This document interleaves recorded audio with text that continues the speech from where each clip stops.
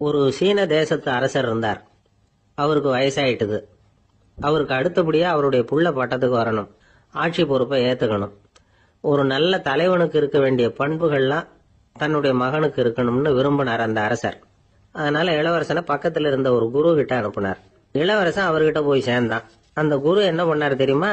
இவனை பார்த்து சொன்னார், இத பாருப்பா, நீ என்ன பண்ற, இப்பவே பக்கத்துல இருக்கிற காட்டுக்கு போ, நடுக்காட்டுல போய் ஒரு இடத்துல உட்காந்துக்கோ. அங்க என்னென்ன சத்தம்லாம் உன் காதுல விழுதுன்னு கவனிச்சு கேளு. உன் காதுல விழுந்த ஓசைகள் என்னென்னங்கிறத என்கிட்ட வந்து சொல்லு, அதுதான் எனக்கு தெரியணும், உனக்கு வேலையும் அதுதான் அப்படின்னு சொல்லி அனுப்பி வச்சுட்டார். இளவரசன் காட்டுக்கு போனான். குரு சொன்னபடியே ஒரு இடத்துல உட்காந்து கவனிச்சு கேட்டான். அதுக்கப்புறம் குரு கிட்ட திரும்பி வந்தான். என்னென்ன சத்தம்லாம் கேட்ட அப்படின்னு கேட்டார் குரு. குருவே, காட்டுல நான் பறவைகள் சத்தம்லாம் கேட்டேன், மிருகங்களின் ஓசையையும் கேட்டேன், இதை தவிர இடி மின்னல் மழை இதுகளோட சத்தத்தையும் கேட்டேன் அப்படின்னா. குரு யோசனை பண்ணார், நீ இன்னமும் சரியா கேட்கல, அதனால மறுபடியும் காட்டுக்கு போ, கொஞ்ச நாள் தங்கி இருந்து கேட்டுட்டு வா அப்படின்னார். இளவரசனுக்கு ஒன்றும் புரியல. இருந்தாலும் குருவின் கட்டளையாச்சே, மறுக்க முடியுமா? உடனே அவன் மறுபடியும் காட்டுக்கு போனான். ஒரு இடத்துல உட்காந்தான். கொஞ்ச நேரம் உன்னிப்பா கவனிச்சு கேட்டான். சில நாள் கழிச்சு குரு கிட்ட திரும்பி வந்தான். குருவே, இந்த தடவை சில துல்லியமான சத்தங்களை எல்லாம் கேட்டான். தேனி பறக்கிற சத்தம், நீரோடையின் மெல்லிய ஓசை, இதெல்லாம் கேட்டேன்னா. குரு சிரிச்சார். நீ மறுபடியும் காட்டுக்கு போ, இன்னும் சில நாள் அங்க இரு, முழுமையா கவனமா கேட்டுட்டு வா அப்படின்னு சொல்லி அனுப்பி வச்சுட்டார். இளவரசனுக்கு குழப்பம் அதிகமாயிட்டுது. ஒண்ணுமே புரியல. மறுபடியும் காட்டுக்கு போனான். மௌனமா ஒரு இடத்துல உட்காந்துட்டான். அப்படியே தியானத்துல ஆழ்ந்துட்டான். சில நாள்ல அவனுக்கு இதுவரை கேட்காத ஓசைகள்லாம் கேட்க ஆரம்பிச்சுட்டுது. இதைத்தான் நான் கேட்கணும்னு என்னுடைய குரு எதிர்பார்த்திருக்கிறாருங்கிறத புரிஞ்சுக்கிட்டான். உடனே குரு கிட்ட ஓடனான். குருவே, இந்த தடவை காதுகளுக்கு கேட்க முடியாத சில ஓசைகளை கூட என்னால உணர முடிஞ்சுது. பூ மலருகிற ஓசை, சூரியனால பூமி சூடாகிறப்ப எழுகிற ஓசை, காலை பனித்துளி இந்த புல்லுலாம் குடிக்கிற ஓசை, இது எல்லாம் என்னால நல்லா கேட்க முடிஞ்சுது அப்படின்னா. குருவுக்கு இப்பதான் திருப்தி ஏற்பட்டுதான். இளவரசனை பார்த்து சொன்னார், இத பாருப்பா, இப்பதான் நாட்டை ஆளுகிற தகுதி உனக்கு வந்திருக்குது அப்படின்னு சொல்லி அதுக்கு விளக்கமும் கொடுத்தாராம். எந்த அரசன் தன்னுடைய மக்களின் எதையும் பேசுகிற மௌன மொழிய, மௌன வார்த்தைகளை கேட்கிறானோ அவன் தான் ஆள தகுதி உள்ளவன். எந்த அரசன் தன்னுடைய மக்களின் உணர்ச்சிகளை உண்மையா உணர்றானோ அவன் தான் முதன்மையான அரசன். போலி வார்த்தைகளை மட்டும் கேட்டுட்டு பல மௌன ராகங்களை காதுல வாங்கிக்காதவன் அரசனே இல்லை. எந்த நாட்டுல எப்போ ஒரு அரசன் தன்னுடைய மக்களின் உணர்ச்சிகளை கேட்க மறுக்கிறானோ அன்னையிலிருந்து அந்த நாடு அழிய தொடங்குது அப்படின்னு அர்த்தம். இதுதான் அந்த குரு இளவரசனுக்கு போதிச்சது. வாயால பேசுறத மட்டும் கேட்டு ஏமாறப்படாது, உணர்ச்சிகளையும் கேட்கறதுலதான் மனப்பக்குவம் உண்டாகும். மக்கள் உணர்ச்சிகளை புரிந்து கொள்ளாத அரசர்கள் நீடிச்சிருக்க முடியாது. அது மாதிரி நாடுகள்ல அடிக்கடி குழப்பம் தான் உண்டாகும். அப்படி இருந்தா அடிக்கடி ஆட்சி மாறிட்டு இருக்கும். அப்படிப்பட்ட ஒரு தேசம், அங்க ஒரு சிறைச்சாலையில 3 கைதிகள் பேசிக்கிட்டு இருந்தாங்க. ஒருத்தன் சொன்னான், நான் இந்த நாட்டு ராஜாவை எதிர்த்து பேசிக்கிட்டு இருந்தேன், அதனால என்ன புடிச்சு கொண்டாந்து இங்க போட்டுட்டாங்க அப்படின்னா ஒருத்தன். இன்னொருத்தன் சொன்னான், நான் இந்த நாட்டு ராஜாவை ஆதரிச்சு பேசிக்கிட்டு இருந்தேன், அதனால என்ன புடிச்சு கொண்டாந்து இங்க தள்ளிவிட்டாங்க அப்படின்னா. அது சரி, நீ என்ன தப்பு பண்ண அப்படின்னு சொல்லி 3வது ஆளை பார்த்து இவங்க கேட்டாங்க. அதுக்கு அந்த ஆளு சொல்றான், நான் தான் இந்த நாட்டு ராஜா அப்படின்னா. வாழ்க்கையில வெற்றி பெற என்ன வழி? இது ஒரு முக்கியமான கேள்வி. இதுக்கு எல்லாரும் பொதுவா சொல்ற ஒரு பதில், உழைச்சா வெற்றி பெறலாம் அப்படிங்கிறது தான். வாழ்க்கையில வெற்றி பெற உழைப்பு மட்டும் இருந்தா போதாது, நேர்மையும் வேணும் அப்படிங்கிறார் பால் ஹாஃப்மேன். இவர் யாரு தெரியுமா? இவர் ஒரு பெரிய பொருளாதார நிபுணர். 2வது உலகப் போர் முடிஞ்ச சமயம் அப்போ இவர் அமெரிக்காவின் நிதி ஆலோசகரா இருந்தார். தன்னுடைய வாழ்க்கையில நடந்த பழைய நிகழ்ச்சி ஒண்ணு அவர் சொன்னார். இளம் வயசுல படிச்சு முடிச்சதும் அவர் வேலை தேடிட்டு இருந்தாராம். அப்போ ஒரு கால்நடை வைத்தியர்கிட்ட போய் வேலை கேட்டிருக்காரு. இவர் அங்க போன சமயத்துல அந்த டாக்டர் தன்னுடைய பழைய கார் ஒன்ன விற்பனை செய்யறதுக்காக வேற ஒருத்தர்கிட்ட பேரம் பேசிட்டு இருந்தார். வாங்க வந்தவர் இவர்கிட்ட அந்த காரை பற்றின விவரம் எல்லாம் கேட்டுக்கிட்டு இருந்தார். கார் நல்ல நிலைமையில இருக்குமா அப்படிங்கிற கவலை அவருக்கு. எல்லா விவரங்களையும் கேட்டுக்கிட்டு அவர் கடைசியா சொன்னார், டாக்டர், இந்த காரை நீங்களே என்னுடைய ஊருக்கு ஓட்டிட்டு வர வேண்டியது.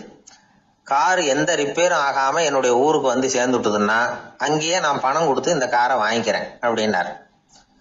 நம்ம கார் அவ்வளவு தூரத்துக்கு வழியில எந்த கோளாறும் இல்லாம போய் சேருமா அப்படிங்கிற சந்தேகம் டாக்டருக்கு. அவர் என்ன செஞ்சார் தெரியுமா? தன்கிட்ட வேலை கேட்டு வந்திருந்த இளைஞர் பால் ஹாஃப்மேனை கூப்பிட்டார். அவர்கிட்ட சொன்னார், இத பாருப்பா, இந்த காரை நீ அவருடைய ஊர் வரைக்கும் நல்லபடியா ஓட்டிட்டு போய் சேர்த்துட்டீன்னா உனக்கு நான் வேலை கொடுத்து விடுறேன். அது மட்டும் இல்ல, காரு விற்கிற தொகையில கமிஷனும் கொடுக்குறேன், என்ன சம்மதமா அப்படின்னு கேட்டார். ஹாஃப்மேன் யோசனை பண்ணார். அதுக்கப்புறம் சரின்னு சொல்லி சம்மதிச்சார். கொஞ்ச நேரத்துல அவரும் கார் வாங்க வந்தவரும் புறப்பட்டாங்க. இவர் ரொம்ப சிரமப்பட்டு வழியில எங்கேயும் நிறுத்தாம காரை ரொம்ப சாமர்த்தியமா ஓட்டிட்டு போய் சேர்த்துட்டார். அவர் இவரை அழைச்சிக்கிட்டு வீட்டுக்குள்ள போனார். அப்புறம் கேட்டார், இத பாருப்பா, இப்ப சொல்லு, இந்த காரோட நிலைமை இப்ப எப்படி இருக்கு? உண்மையிலேயே இது நல்ல நிலைமையில இருக்குதா? உன்னுடைய மனசாட்சிப்படி பதில் சொல் அப்படின்னார். இவரும் உடனே காரு நல்ல நிலைமையில தான் இருக்கு அப்படின்னு சொல்றதுக்கு வாயை திறந்தார். அதுக்குள்ள பார்வை எதிரில் உள்ள சுவர் மேல பட்டுது. அங்க இயேசுநாதர் படம் ஒண்ணு மாட்டியிருந்தாங்க. அதுக்கு அடியில எழுதியிருந்த வாசகம் என்னன்னா, நீ பேசும் ஒவ்வொரு வார்த்தையையும் இயேசு கவனித்துக் கொண்டிருக்கிறார் அப்படின்னு இருந்தது. அந்த வரிகளை பார்த்தார். உடனே காரு சரியில்லை அப்படிங்கிற உண்மையை சொல்லிவிட்டார். இவர் இப்படி சொன்னதும் அவர் இவரை ரொம்ப ஆச்சரியமா பார்த்தார். இவர்கிட்ட இருந்த நேர்மை அவரை சிந்திக்க வச்சது. உன்னுடைய நேர்மையை பாராட்டுறேன், உனக்கு கமிஷன் கிடைக்கணுங்கிறதுக்காகவே நான் இந்த காரை வாங்கிக்கிறேன்னார். இப்போ அவர் திகைச்சு போய் நின்னார். மறுபடியும் அவர் சொன்னார், நீ காரை ஓட்டிட்டு வரும்பொழுதே உன்னுடைய திறமையை பார்த்தேன், உனக்கு விருப்பம் இருந்தா நீ என்கிட்டயே வேலைக்கு சேர்ந்துடலாம் அப்படின்னார். பால் ஹாஃப்மேன் அவர்கிட்ட வேலைக்கு சேர்ந்தார். படிப்படியா முன்னேறினார். கடைசியில பாத்தீங்கன்னா அமெரிக்காவுடைய நிதி ஆலோசகரா ஆனார். அதுக்கப்புறம் அவர் அந்த பழைய சம்பவத்தை எப்பவும் மறக்கிறது இல்லை, அடிக்கடி சொல்றது உண்டு. அதனால இதுல இருந்து நாம தெரிஞ்சுக்க வேண்டியது என்னன்னா, வாழ்க்கையில முன்னுக்கு வரணும்னா உழைப்பு மட்டும் போதாது, நேர்மையும் வேணும். ஆனா இந்த காலத்துல சிலருடைய நேர்மை நமக்கு ஆச்சரியமா கூட இருக்கும். ஒருத்தர் புஸ்தக கடை வச்சிருந்தார். ரொம்ப நேரமா தேடி ஒரு புத்தகத்தை கையில் எடுத்தார். அதுக்கு பில் போட சொன்னார்.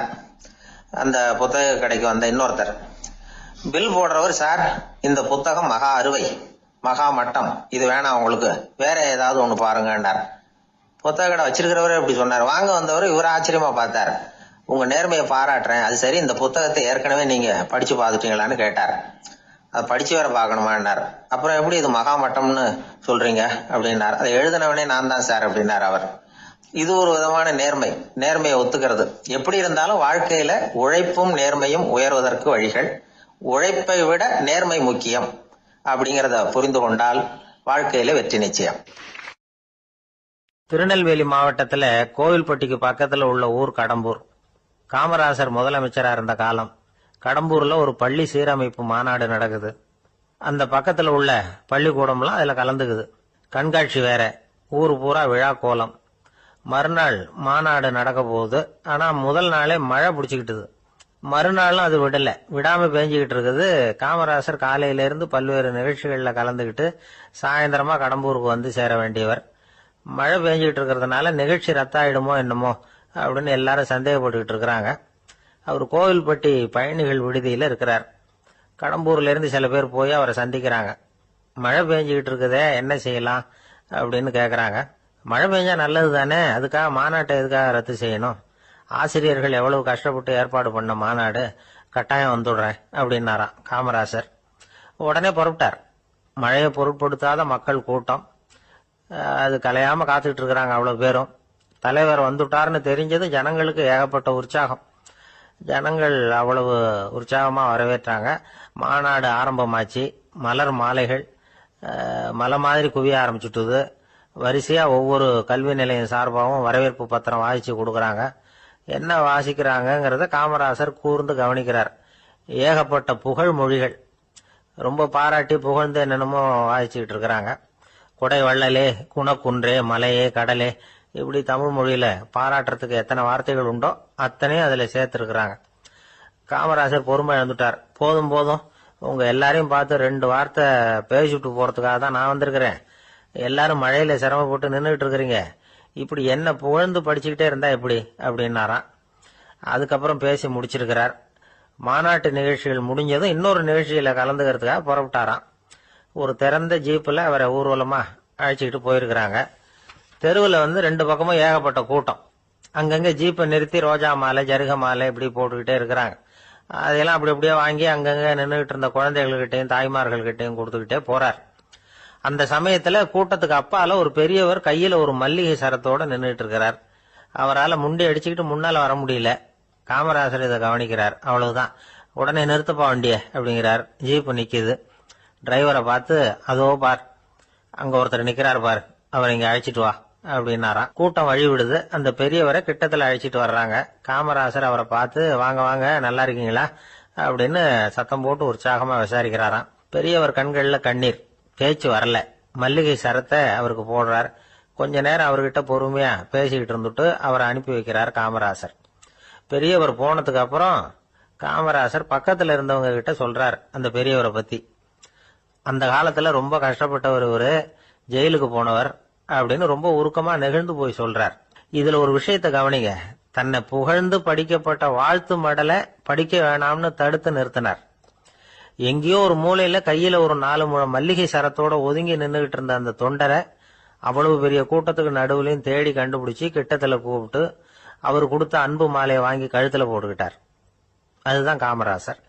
தோல்விகள் கூட அவரை கொஞ்சம் கூட பாதிச்சதில்லை. ஒரு பொது தேர்தலில் அவர் தோத்து போறார். தொண்டர்கள்லாம் அழறாங்க. அதுல ஒருத்தர் மெதுவா காமராசர் கிட்ட போய், என்ன தலைவரே, நீங்க கூட தோத்து போயிட்டீங்களே அப்படின்னு கலக்கமா சொல்லி இருக்கிறார்.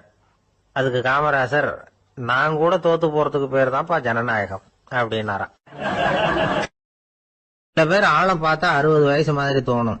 உண்மையான வயசு என்னன்னு பார்த்தா 40 அல்லது 45 சில பேரை பாக்கிறதுக்கு 45 மாதிரி தெரியும், உண்மையிலேயே 65 தாண்டி இருப்பாங்க. ஒரு மனிதனுக்கு 2 வகையான வயது உண்டுங்கிறார் ஓஷோ. அதாவது உடம்புக்குன்னு ஒரு வயசு, மனசுக்குன்னு ஒரு வயசு. முதல் உலக மகா யுத்தம் நடந்தது இல்லையா, அது முடிஞ்சதுக்கு அப்புறம் முதல் தடவையா மனிதனின் மூளை வளர்ச்சியை பத்தி மனநல வைத்தியர்கள் ஒரு கணக்கெடுப்பு சோதனை நடத்தினாங்களாம். அது வரைக்கும் மனிதனுக்கு 2 வகையான வயது உண்டுன்னு யாரும் சிந்திச்சதே இல்லையா. அந்த உலக மகா யுத்தம் முடிஞ்சதுக்கு அப்புறம் மனிதனுடைய சராசரி மனதின் வயதை கணக்கிட்டு பார்க்கும் பொழுது அவங்களுக்குலாம் ரொம்ப அதிர்ச்சியா இருந்துதான்.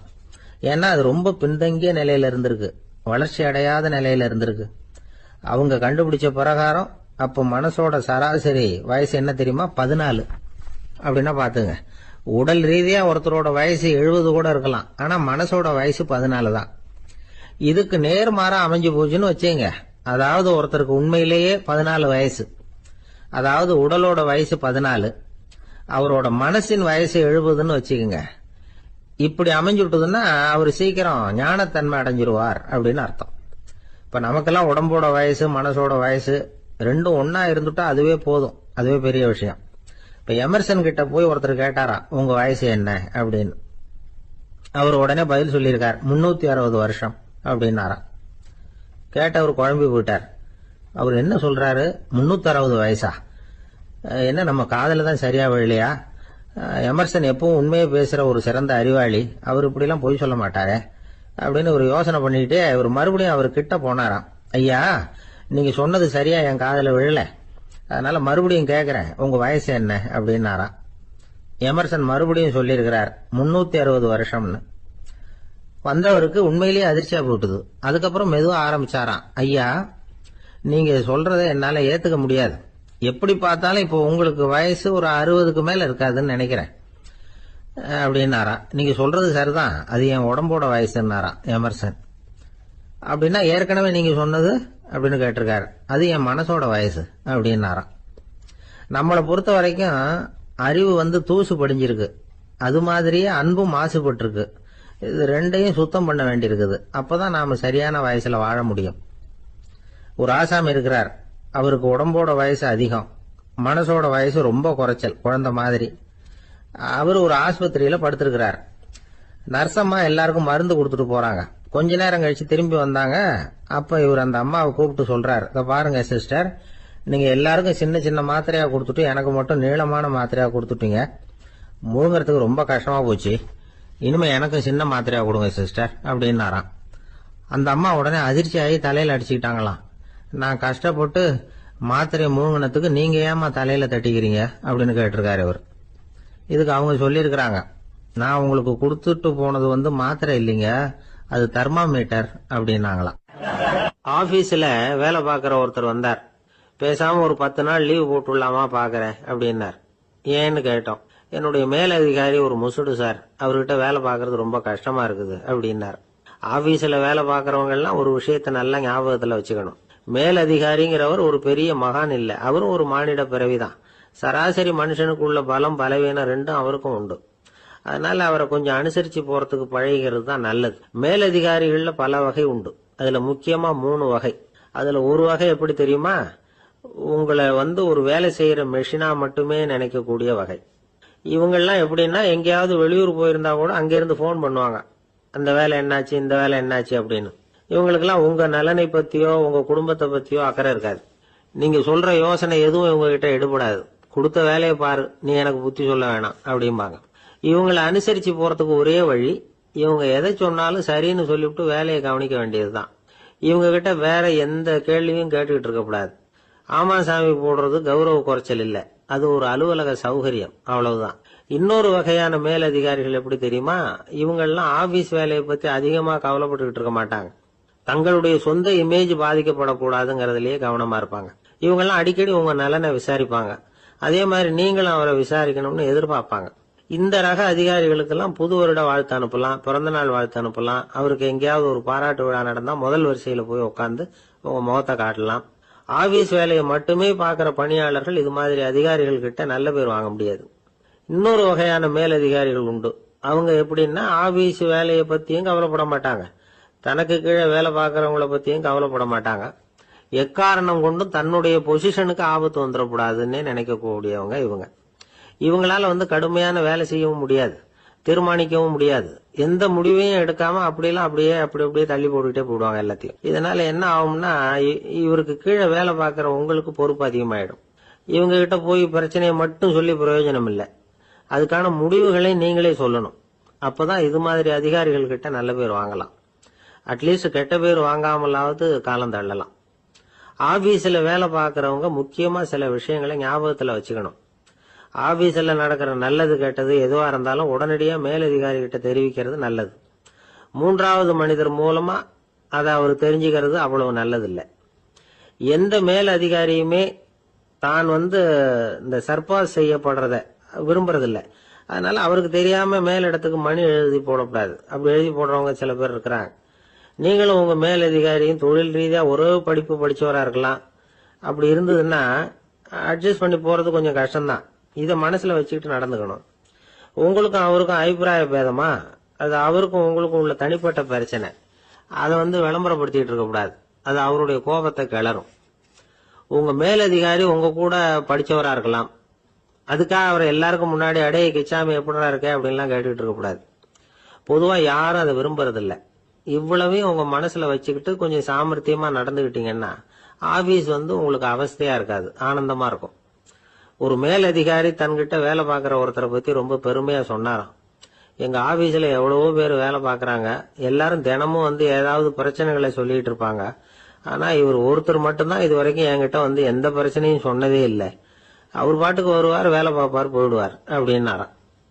நான் உடனே அவ்வளவு பெருமைக்குரிய அந்த ஊழியரை பார்த்து கேட்டேன், ஏன்பா உன்னுடைய மேலதிகாரி கிட்ட நீ எந்த பிரச்சனையும் கொண்டுகிட்டு போறதே இல்லையாமே அப்படின்னு கேட்டேன். அதுக்கு அவர் சொல்றாரு, ஆமாங்க, அது ஏன்னா அவரால் எந்த பிரச்சனையுமே தீர்க்க முடியாதுங்கிறது எனக்கு நல்லா தெரியும், அதனால அப்படி செய்யறேன், வேற ஒண்ணும் இல்லை அப்படின்னார் ரொம்ப பொறுமையா.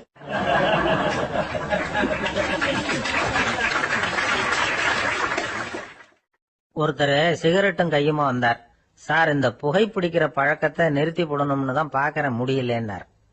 புகைப்பிடிக்கிறத நிறுத்துறது ரொம்ப சுலபம் சார் அப்படின்னார் இன்னொருத்தர். எப்படி சொல்றீங்கன்னு கேட்டார் அவரு. நான் கூட ஏற்கனவே 10 தடவை அந்த பழக்கத்தை நிறுத்தி இருக்கிறேன் சார் அப்படின்னார் இவர்.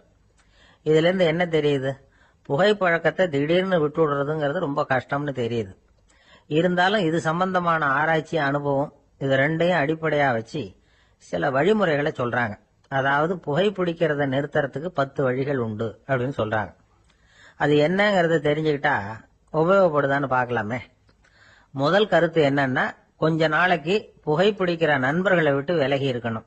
இதனால புகைப்பிடிக்கிற ஆசை குறையும், அந்த பழக்கத்தை மறுபடியும் ஆரம்பிக்கப்படாதுங்கிற எண்ணம் உறுதிப்படும். 2வது கருத்து, புகைப்பிடிக்கிறதை எதிர்த்து தீவிரமா பிரச்சாரம் செய்ய ஆரம்பிச்சிடணும். அது அடுத்தவங்களுக்கும் உபயோகப்படும், உங்களுக்கும் உபயோகப்படும்.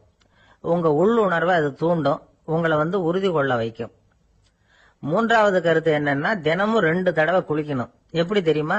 முதல்ல வெதுவெதுப்பான தண்ணீர், அப்புறம் குளிர்ந்த தண்ணீர், இப்படி மாறி மாறி குளிக்கணுமா. 4வது கருத்து, உடற்பயிற்சிகள் செய்யணும். மூச்சு வாங்குற மாதிரியான பயிற்சிகள் ரொம்ப நல்லதான். பிராணாயாமம் அப்படிங்கிற மூச்சு பயிற்சி ரொம்ப நல்லதுங்கிறாங்க. அப்புறம் 5வது கருத்து, சாப்பாடு மிதமா இருக்கணும், சீரா இருக்கணும். பச்சை காய்கறிகள், பழங்கள் சாப்பாட்டுல சேர்த்துக்கலாம். அடிக்கடி கொஞ்சம் கொஞ்சமா சாப்பிட்டு ரத்தத்துல சர்க்கரையின் அளவை பராமரிக்கணும். இது நரம்புகளை அமைதிப்படுத்தும். 6வது கருத்து என்னன்னா, ரொம்ப நேரம் பசியோட இருக்கக்கூடாது. புகைப்பிடிக்கிறத நிறுத்த முயற்சி செய்யும் பொழுது எடை குறைப்பு நடவடிக்கைகளை மேற்கொள்ளக்கூடாது. 7வது கருத்து, காப்பி, தேநீர், மதுபானம், அப்புறம் போதைப் பொருள்கள் கலந்த உணவுகள் இதெல்லாம் வேணாம். புகைப்பிடிக்கிறத அதெல்லாம் ஊக்கப்படுத்தும். கடுகு, மிளகு, அப்புறம் காரமான பொருள்களை தவிர்க்கணும். உப்பு அளவை குறைக்கணும். தினமும் 10 குவளை தண்ணீராவது குடிக்கணும். வெறும் தண்ணி புகைப்பிடிக்கிற ஆவலை தணிக்குதான். 8வது கருத்து, கையில சிகரெட்டு, புகையில ஏதாவது இருந்தா உடனே தூக்கி எறிஞ்சிருங்க. அது கையில் இருக்கிற வரைக்கும் புகைப்பிடிக்கிற ஆசை வந்துகிட்டே இருக்கும். 9வது கருத்து என்னன்னா, இறை நம்பிக்கை உள்ளவங்க புகைப்பிடிக்கிற எண்ணம் வர்றப்போவெல்லாம் பிரார்த்தனை செய்ய ஆரம்பிச்சுடலாம். 10வது கருத்து, உங்களுக்கு ரொம்பவும் வேண்டியவங்க யாரோ அவங்க கிட்ட எல்லாம் நீங்க புகைப்பிடிக்கிறத நிறுத்தி விட்டதா சொல்லிவிடுங்க. இந்த 10 வழிகளையும் கடைபிடிக்க ஆரம்பிச்சுட்டா புகைப்பிடிக்கும் பழக்கத்தை நிறுத்தி விடலாம் அப்படின்னு சொல்றாங்க அனுபவப்பட்டவங்க. முயற்சி பண்ணி பார்க்கலாம். ஒரு முக்கியமான இடத்துல நின்றுகிட்டு இருந்தார் ஒருத்தர். அங்க இன்னொருத்தர், ஏன் சார் இந்த இடத்துல சிகரெட் பிடிக்கலாமா அப்படின்னு அனுமதி கேட்டார். இந்த இடத்துல சிகரெட் பிடிக்க கூடாதுங்க அப்படின்னாரு இவர். நீங்க இப்படி சொல்றீங்க, ஆனா இந்த இடத்துல கீழே நிறைய சிகரெட் துண்டுகள் கிடக்குதே, அவங்கெல்லாம் யாரு? அவங்கெல்லாம் உங்க மாதிரி என்கிட்ட அனுமதி கேட்காதவங்க அப்படின்னாராம் இவர். ஒரு ஊர்ல ஒரு பெரிய ஞானி இருந்தார். அவர் படுக்கையில இருந்தார். இன்னும் கொஞ்ச நேரம் தான் அவர் இந்த உலகத்துல இருக்க போறார். அவரை சுத்தி ஏகப்பட்ட கூட்டம். ஏற்கனவே அவருடைய உபதேசங்களை கேட்டவங்க பல பேர் அவரை சுத்தி நிக்கிறாங்க. அந்த ஞானி மெதுவா கண்ணை திறந்து பாக்குறார். எல்லாரும் அவருடைய கடைசி வார்த்தையை கேட்கறதுக்காக அவளோட காத்துக்கிட்டு இருக்கிறாங்க. அந்த ஞானி மெதுவா பேச ஆரம்பிச்சார். நான் என்னுடைய வாழ்நாள் பூராவும் உங்களுக்கு நிறைய போதனைகள் சொல்லிட்டு இருக்கிறேன். பேரானந்தம், மகிழ்ச்சி, தியானத்தன்மை இதை பத்தி எல்லாம் சொல்லி இருக்கிறேன். இப்ப நான் வேற ஒரு கரைக்கு போயிட்டு இருக்கிறேன். நான் இனிமே இந்த கரையில இருக்க மாட்டேன். நீங்க நான் சொன்னதையெல்லாம் கேட்டீங்க, ஆனா எதையும் நீங்க நடைமுறைப்படுத்தி பார்க்கல. எல்லாம் கேட்டதோட சரி, அதோட விட்டுட்டீங்க. அப்புறம் அதை தள்ளி போட்டுக்கிட்டே வந்துட்டீங்க. மேலும் அதை தள்ளி போடுறதுல எந்த பிரயோஜனமும் கிடையாது. இப்ப நான் போய்கிட்டு இருக்கிறேன். உங்கள யாராவது என்னோட வர்றதுக்கு தயாரா அப்படின்னு கேட்டார். அவ்வளவுதான், யாரும் வாய திறக்கல. ஒரே மௌனம், சத்தமே இல்ல. ஒருத்தர் பார்த்துக்கிட்டே நிக்கிறாங்க. அந்த கூட்டத்துல ஒரு ஆள் அந்த ஞானி கூடவே 40 வருஷத்துக்கு மேல இருந்திருக்கிறான். அவனும் வாயை திறக்காம இன்னொருத்தன் முகத்தை பார்த்துக்கிட்டே நிக்கிறான். இந்த சமயத்துல பின்னாடி நின்றுகிட்டு இருந்த ஒருத்தன் கையை தூக்கினான். ஞானி அவனை பார்த்தார். சரி, ஒருத்தனுக்காவது நம்மோட வர்றதுக்கு தைரியம் இருக்குது அப்படின்னு நினைச்சார். ஆனா அந்த ஆள் என்ன சொன்னான் தெரியுமா? ஐயா, நீங்க கேக்குறப்போ நான் உடனே எழுந்திருக்கல, கையை மட்டும்தான் தூக்கினேன். என்ன காரணம்னா, நான் எப்படி அடுத்த கரைக்கு சேர்றதுங்கிறது தெரிஞ்சுக்கிறதுக்காக தான். அந்த விவரத்தை மட்டும் இப்ப உங்ககிட்ட இருந்து நான் தெரிஞ்சுக்க ஆசைப்படுறேன். ஏன்னா இப்ப நான் உங்க கூட வர்றதுக்கு தயாரா இல்ல. எவ்வளவோ காரியங்களை நான் இன்னும் இங்க முடிக்க வேண்டி இருக்குது. வீட்டுக்கு ஒரு விருந்தினர் வந்திருக்கிறார். என்னுடைய இளைய மகனுக்கு கல்யாணம் பண்ணி வைக்கணும். அதனால இன்னைக்கு உங்க கூட வர முடியாது. அது மட்டும் இல்ல, இப்போ உங்க கூட அடுத்த கரைக்கு வந்தா திரும்பி வர முடியாதுன்னு வேற சொல்றீங்க. அதனால இப்ப நான் வரல. இன்னொரு நாள் நிச்சயமா நான் வர்றேங்க, உங்களை சந்திக்கிறேன். அதனால இப்ப நீங்க இன்னொரு தடவை எங்களுக்கு விளக்கமா சொல்லணும். ஏற்கனவே பல தடவை சொல்லி இருக்கிறீங்க. தயவு பண்ணி இப்போ ஒரு தடவை சொன்னீங்கன்னா சௌரியமா இருக்கும். அந்த அடுத்த கரையை அடையிறது எப்படி? இப்போ ஒரு தடவை அதை விளக்கமா சொல்லிட்டீங்கன்னா நல்லா ஞாபகப்படுத்திக்குவேன். அது சரியான சமயம் வர்றப்போ இது எனக்கு உதவியா இருக்கும் அப்படின்னு நானா. ஆனா உண்மை என்ன தெரியுமா? அந்த சரியான சமயம் வரவே இல்லை அப்படிங்கறது தான் உண்மை. இப்படி அந்த கதை முடியும். இந்த கதை அந்த ஒரு ஆளுக்கு மட்டும் இல்ல, கிட்டத்தட்ட எல்லாருக்குமே இது பொருந்தும் அப்படிங்கிறாங்க விவரம் தெரிஞ்சவங்க. எல்லாருமே அந்த சரியான தருணத்துக்காக தான் காத்துக்கிட்டு இருக்கிறாங்களாம். அதுக்காக ஜோசியம் பாக்குறாங்க, கைரேகை பாக்குறாங்க. நாளைக்கு என்ன நடக்கும்ங்கிற ஆவல்ல எல்லாரும் காத்துக்கிட்டு இருக்கிறாங்க. ஆனா அந்த ஒரு நாள் ஒருபோதும் வரப்போறது இல்ல. நீங்க தள்ளி போடுறதுக்காக பல அர்த்தமில்லாத காரணங்களை தேடுறீங்க அப்படிங்கிறார் ஒரு ஞானி. காத்திருக்கிறதுலேயே நம்ம காலம் ஓடி போயிடுது.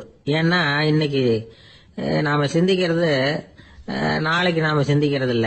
ஒவ்வொரு நாளும் ஒவ்வொரு மாதிரி போயிடுது. நாளைக்கு மறுநாளை பத்தியே சிந்திக்கிறோம். இப்படியே அது பாட்டுக்கு போயிடும். கரையை தொட்டு பாக்குறது எப்போ? இதுதான் கேள்வி. நமக்கு வேண்டியப்பட்ட ஒருத்தர் ஒரு ரயில்வே பிளாட்பாரத்துல நின்றுட்டு இருக்கிறார். அங்க இருக்கிறவங்க கிட்ட கேக்குறாராம், விசாரிக்கிறாரு. ஏங்க கிழக்க போற ரயில் போயிட்டுதுங்களான்னாராம். போயிட்டுதுன்னு இருக்கிறாங்க. கொஞ்ச நேரம் கழிச்சு எங்க மேற்க போற ரயில் போயிட்டுதுங்களான்னு கேட்டிருக்காரு. போயிட்டுதுங்களான் இருக்காங்க. அப்புறம் கொஞ்ச நேரம் கழிச்சு மறுபடியும் ஏங்க 10:30 மணி வண்டி போயிட்டுதான்னு கேட்டிருக்காரு. தொடர்ந்து காலையில இருந்து சாயந்தரம் வரைக்கும் இப்படி ஒரே இடத்துல நின்றுட்டு கேட்டுக்கிட்டே இருக்கிறார். இதை பார்த்துக்கிட்டு இருந்த ஒருத்தர் அவர்கிட்ட வந்து, ஏங்க நீங்க எங்க போகணும் அப்படின்னு கேட்டாராம். இவர் மெதுவா சொன்னாராம், இந்த ரயில்வே லைனை தாண்டி அந்த பக்கம் போகணும் அப்படின்னாராம். இந்த உலகத்துல எவ்வளவோ உயிரினங்கள் இருக்கு, ஒவ்வொன்றும் ஒவ்வொரு விதமா சண்டை போடுது. இப்ப 2 மாடு சண்டை போட்டுக்குதுன்னு வச்சுங்க, என்ன பண்ணும்? 2 முட்டிக்கும். அதுக்கு சண்டை போடுறதுக்கு ஆயுதமா உபயோகப்படுறது அதோட கொம்பு. 2 சேவல் சண்டை போட்டுக்குதுன்னு வச்சுங்க, அதுக்கு ஆயுதமா உபயோகப்படுறது அதோட கால் நகம். காலால தான் அது ஒன்னோட ஒன்று சண்டை போட்டுக்கும். ஆனா 2 மனுஷன் சண்டை போட்டுக்கிறான்னு வச்சுங்க, இவன் இன்னதை தான் ஆயுதமா உபயோகப்படுத்துவான்னு குறிப்பிட்டு சொல்ல முடியாது. கல்லை எடுப்பான், கத்தி எடுப்பான், துப்பாக்கி எடுப்பான், என்ன வேணாலும் பண்ணுவான். வாயால திட்டுவான், கையால அடிப்பான், காலால உதைப்பான், சகலகலா வல்லவன். விலங்குகள்லாம் பொதுவா வாயை சாப்பிடறதுக்கு மட்டும்தான் உபயோகப்படுத்துது. ஆனா இவனுக்கு சாப்பிடறதுக்கும் அதுதான், சாப்பிட்டு விட்டு திட்டுறதுக்கும் அதுதான். ஆனா ஒரு விஷயத்துல மட்டும் கெட்டிக்கிறேன். அதாவது நாம சண்டை போட்டுக்கிட்டாலும் பரவாயில்ல, கோழிகள் சண்டை போடாம இருக்கணும் அப்படின்னு ஆசைப்படுறான். எதுக்காக? கோழிகள் சண்டை போடாம இருந்தா நிறைய முட்டைகள் போடுமா, அதுக்காகத்தான் இந்த அக்கறை. கோழி பண்ணை வச்சிருக்கிறவங்களுக்கு இது ஒரு பெரிய பிரச்சனை.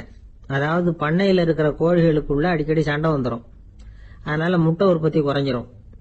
சரி, இதுக்கு என்ன பண்றது? பண்ணையில போய் உட்காந்துக்கிட்டு தினமும் பஞ்சாயத்து பேசிட்டு இருக்க முடியுமா? அமெரிக்காவில் கோழி பண்ணை வச்சிருக்கிற ஒருத்தர் இதை பத்தி யோசனை பண்ணி பார்த்தாராம். ஒரு வழியையும் கண்டுபிடிச்சிருக்காரு. கோழிக்கெல்லாம் மூக்கு கண்ணாடி மாட்டி விட்டுட்டோம்னா அது சண்டை போடுற குணம் குறைஞ்சிரும், முட்டை அதிகமாயிடும். அந்த கண்ணாடியில் உள்ள லென்ஸ் சிவப்பு நிறத்தில் இருக்கணும், அவ்வளவுதான் அப்படின்னு அவர் கண்டுபிடிச்சாராம். இது ஏற்கனவே நடைமுறையில் கண்டுபிடிக்கப்பட்ட ஒரு விஷயம். ஆனா எல்லா கோழிக்கும் சிவப்பு மூக்கு கண்ணாடி எப்படி மாட்டி விடுறது? அப்படியே மாட்டி விட்டாலும் அது நழுவாம இருக்கணுமே. இப்ப நாமெல்லாம் நடு வரலால மூக்கு கண்ணாடி நடுவில் தொட்டு அப்படி ஸ்டைலா சரி பண்ணிக்கிறோம், அது மாதிரி கோழி எப்படி சரி பண்ணிக்கும்? இதுதான் பிரச்சனை. இதுக்கு அவர் என்ன வழி கண்டுபிடிச்சாருன்னா, கோழிக்கெல்லாம் மூக்கு கண்ணாடிக்கு பதிலா விழியொட்டு வில்லைகள், கான்டாக்ட் லென்ஸ், அதை பொருத்தி விட்டா என்ன அப்படின்னு யோசனை பண்ணார். அதே மாதிரி பண்ணார். அதே மாதிரி செஞ்சு பார்த்தாரு, வெற்றி. அதுக்கப்புறம் கோழியெல்லாம் சண்டை போட்டுக்கலையாம், சமாதான பிரியர்கள் ஆயிட்டுதான். கோழிகளுக்கு இயல்பாவே சண்டை போடுற குணம் உண்டு. ஆனா அதோட கண்ணுக்கு பாக்குற பொருள்லாம் ரோஜா நிறத்திலேயோ அல்லது இன்னும் சொல்ல போனா அழுத்தமான சிவப்பு நிறத்திலேயோ தெரிஞ்சதுன்னா சண்டை போடுற குணம் குறைஞ்சிருதான். அந்த சமயத்துல அது அதிகமாகவும் முட்டையிட ஆரம்பிச்சுடுதான். அதே நேரத்துல இறை எடுக்கிறத கூட குறைச்சிக்குதான். இது ஏன் இப்படி பண்ணுதுங்கிறது விஞ்ஞானிகளுக்கு இன்னமும் புரியலையா. எப்படியோ அமெரிக்க கோழிகள்லாம் கான்டாக்ட் லென்ஸ் பொருத்திக்க ஆரம்பிச்சாச்சு. கோழி கழுத்தை பிடிச்சிக்கிட்டு ஒரு சில வினாடிகள்ல அதை பொருத்தி விடுறாங்களாம். கோழியோட ஆயுள் பூரா அது அப்படியே இருக்குமா. பண்ணையில முட்டை உற்பத்தி குறைஞ்சா இது மாதிரி விஞ்ஞான பூர்வமா பரிகாரம் தேடுறது தான் நல்லது. நமக்கு வேண்டியப்பட்ட ஒருத்தர், அவர் ஒரு கோழி பண்ணை வச்சிருந்தார். அந்த பண்ணையில பாதி கோழி திடீர்னு செத்து போச்சு. உடனே ஒரு கால்நடை மருத்துவர்கிட்ட போக வேண்டியது தானே, அங்க போகல. உள்ளூர்ல மந்திரம் பண்ணிட்டு இருந்த ஒரு சாமியார்கிட்ட போனார். அவர் காலில் விழுந்தார். சாமி, என் பண்ணையில பாதி கோழி செத்து போட்டுதுன்னார். சாமியார் யோசனை பண்ணார். சரி, பண்ணையில வாசப்படி கிழக்கு பக்கமா வச்சிருக்கியா மேற்கு பக்கமா வச்சிருக்கியான்னு கேட்டார். கிழக்கு பக்கமா இருக்குன்னார் அவர். அதுதான் தப்பு, மேற்கு பக்கமா அதை மாத்து சரியா போடும்னாராம். அதே போல அவர் போய் மாத்திவிட்டார். அப்பவும் பாதி செத்து போச்சு. மறுபடியும் சொன்னார், சாமி மறுபடியும் பாதி கோழி செத்து போட்டுதேன்னார். சரி, கூரை எப்படி போட்டிருக்க, ஓடு போட்டிருக்கியா இல்ல கீத்து போட்டிருக்கியான்னார். ஓடு போட்டிருக்கேன்னாராம் அவரு. அதுதான் தப்பு, கீத்து போட்டுரும் சரியா போடும்னாராம். சரின்னு போய் அதையும் மாத்தி பார்த்தார். மறுபடியும் போயிட்டு கோழி செத்து போச்சு. வந்தாரு, மறுபடியும் பாதி செத்து போச்சு சாமின்னு வந்தார்.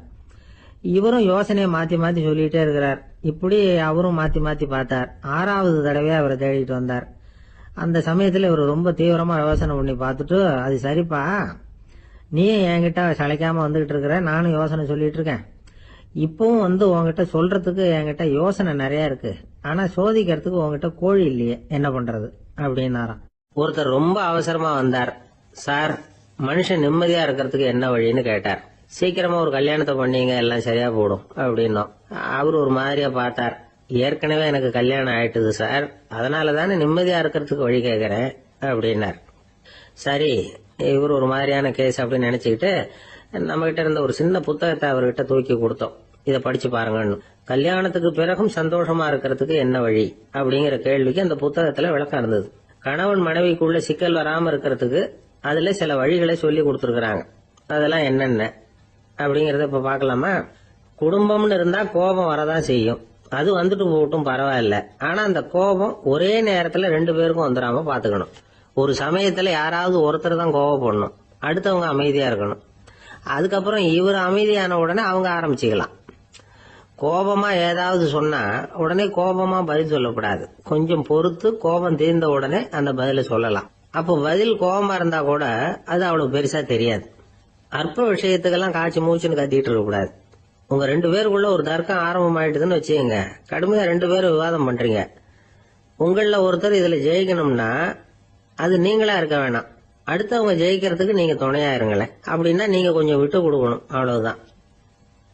ஏதாவது குத்தம் சொல்லணுமா, செஞ்ச தப்ப சுட்டி காட்டணுமா, விமர்சனம் பண்ணணுமா, பண்ணுங்க, வேணான்னு சொல்லல.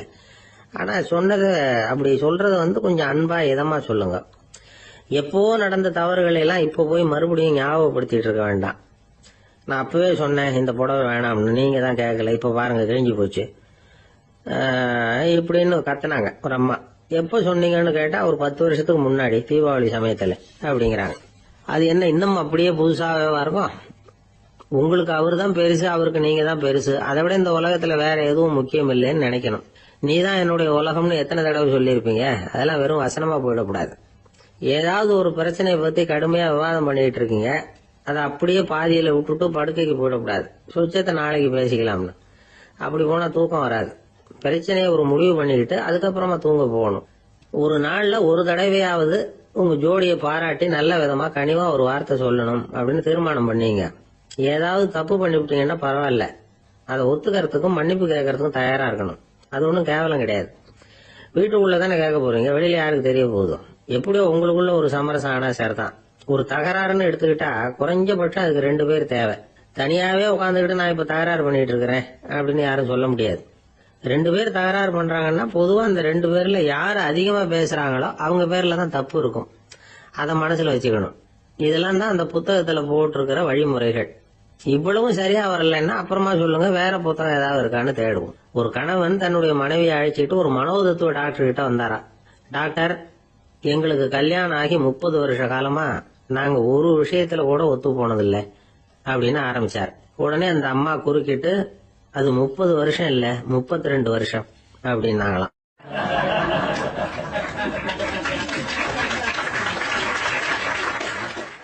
சில பேரை இப்படி சொல்றது உண்டு. அடுத்தவங்களை அனுசரிச்சு நடந்துக்க தெரியல, அவன் என்ன சார் மனுஷன் அப்படிம்பாங்க. சக மனிதர்களோட எப்படி பழகிறது அப்படின்னு தெரியாததுனாலேயே பல பேர் இன்னைக்கு சங்கடப்பட்டுக்கிட்டு இருக்கிறாங்க. வசதி வாய்ப்பெல்லாம் சரியா இருக்கும், ஆனா வாழ்க்கை சரியா இருக்காது. இன்னொருத்தர்கிட்ட எப்படி பேசுறது பழகிறதுங்கிறது தெரியாததுனாலதான் இந்த அவஸ்தை. சரி, இந்த அவஸ்தை இல்லாம வாழறது எப்படி? இதுக்கு அனுபவசாலிகள் சில வழிமுறைகளை சொல்றாங்க. அதெல்லாம் என்னென்னங்கிறத இப்ப தெரிஞ்சுக்குவோம். முதல்ல நம்ம நாக்கு நம்ம கண்ட்ரோல்ல இருக்கணும். வார்த்தைகளை கொட்டி விட்டு அதுக்கப்புறம் அள்ள முடியாம கிடந்து கஷ்டப்படக்கூடாது. எப்படி பேசுறோங்கிறதும் முக்கியம், பேசுறப்ப எப்படி முகத்தை வச்சிருக்கிறோங்கிறதும் முக்கியம். அன்பா பேசினாலும் நல்லா இருக்கும். அப்படி பேசுறப்ப ஆதரவா அவர் தோள் மேல ஒரு கையை போட்டுக்கிட்டு பேசினா இன்னமும் நல்லா இருக்கும். 2வது விஷயம், இன்னொருத்தர்கிட்ட பேசுறப்ப வாக்குறுதிகளை அள்ளி வீசக்கூடாது. கொடுக்கற வாக்குறுதி குறைச்சலா இருக்கணும். அப்படி கொடுத்த வாக்குறுதியை கண்டிப்பா நிறைவேற்றணும். நாம ஒருத்தரை பாராட்டுறோம் அல்லது அவரை பத்தி அபிப்பிராயம் சொல்றோம்னா அது ஆக்கப்பூர்வமா இருக்கணும். நம்ம பாராட்டு அல்லது விமர்சனம் அடுத்தவருடைய முன்னேற்றத்துக்கு உதவுறது மாதிரி இருக்கணும். நாம சொல்றதை கேட்டுட்டு அவன் தலையில கையை வச்சுட்டு உட்காந்துடக்கூடாது. எப்பவும் உற்சாகமா இருக்கணும், முகம் அலர்ச்சியா இருக்கணும். மனுஷன் இருந்தா வருத்தம், கவலை, ஏமாற்றம் எல்லாம் இருக்கதான் செய்யும். அதெல்லாம் மனசுல இருக்கட்டும்.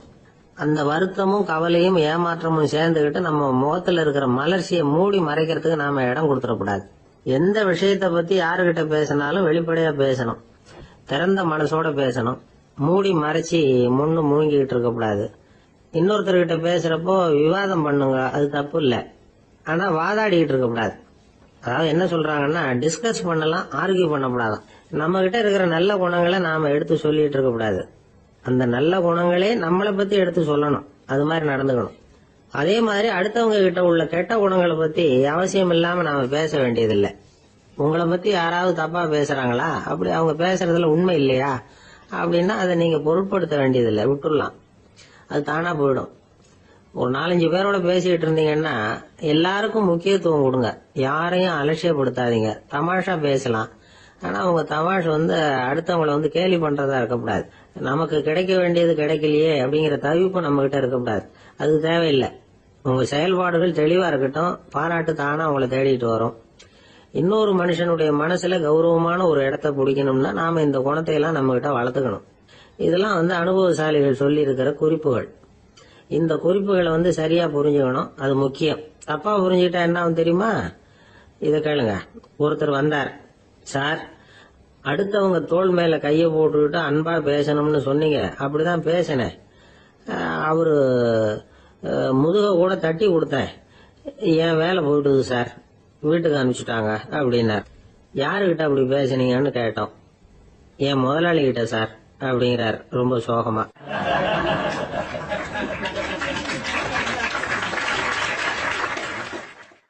இந்த உலகமே ஒரு நாடக மேடை, நாம எல்லாரும் நடிகர்கள்.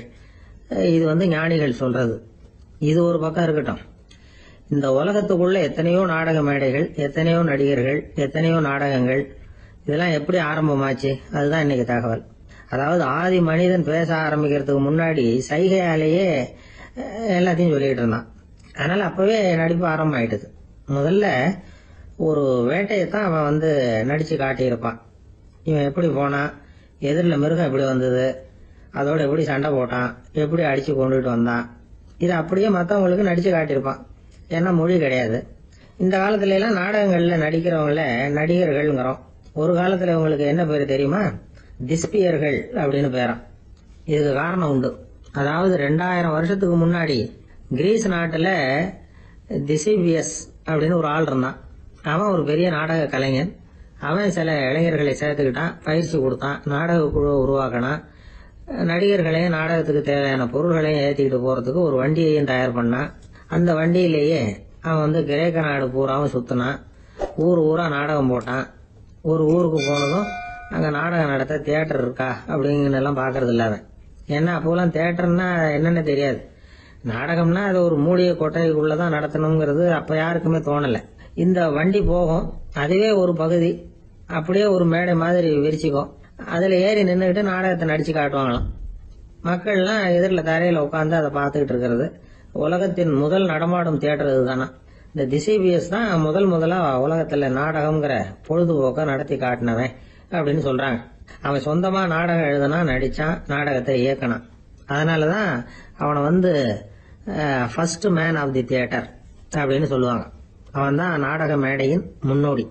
கிரேக்கர் காலத்திலேயே நாடக ஆசிரியர்கள், நடிகர்கள், ரசிகர்கள் இவங்கெல்லாம் உருவாயிட்டாங்களாம். நாடகத்தின் சரித்திரத்துல இந்த 3 பிரிவும் ரொம்ப முக்கியம். அதாவது கிரேக்க தியேட்டர்கள்லாம் திறந்த வெளி மேடைகள் தான். பெரும்பாலும் மலைச்சரிவுகள், அதுவே படிப்படியா பண்ணிருப்பாங்க. கீழே அரைவட்ட வடிவில் மேடை, அதுக்கு ஆர்கெஸ்ட்ரான்னு பேரு.